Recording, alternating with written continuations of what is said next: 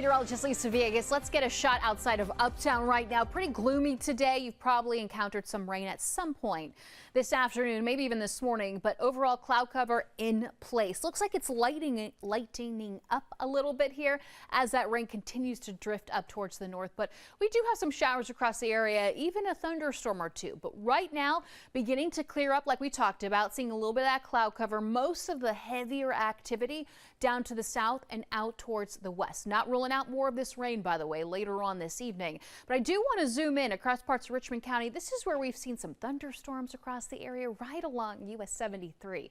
That's what I want to watch out for, but overall continuing to kind of spread out. So I'm not worried about the severity there, just watching for a couple lightning strikes and of course some of those heavy downpours. And speaking of the rain, I want to talk a little bit about the accumulation we've seen over the last 72 hours, but most of this activity has taken place just today. So just shy of a quarter of an inch for us here across parts of Mecklenburg. At least at the airport, there have been other areas where we've been significantly drier, but out west, this is where we've been seeing our higher rain totals. Those like Shelby, Gastonia, this is where we're approaching that 1 inch mark.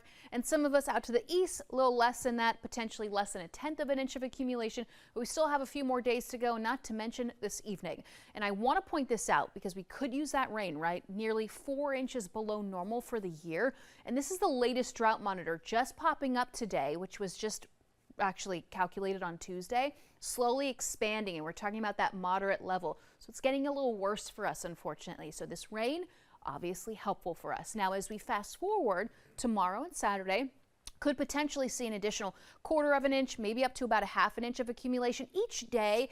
Each downpour that we're going to see could potentially reach up to about 1/4 of an inch, just so you can break that down.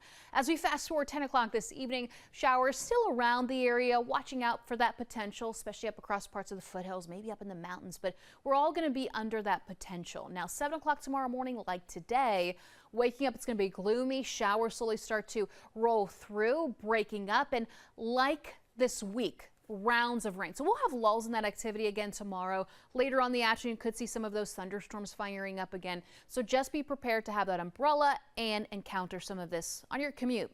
69 degrees currently. I've seen those temperatures fluctuating in the upper 60s, lower 70s, depending on where you've been. Cloudy, wind speeds out of the east just around 5 miles per hour. By tomorrow, as we do this again, temperatures are going to be in the low 60s. So a very mild start to your morning.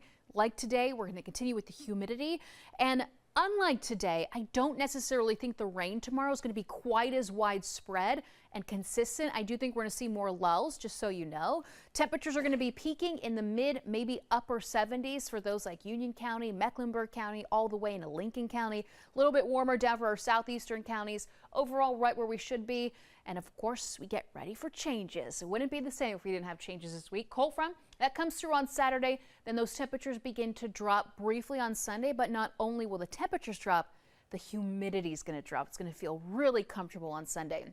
As we take a look at the 7-day forecast, giving you some time to absorb this first alert still issued for Friday and Saturday as we continue with these rounds of rain and some thunderstorms. Good news is we do dry out. We'll be able to enjoy some sunshine and this weekend on Sunday especially.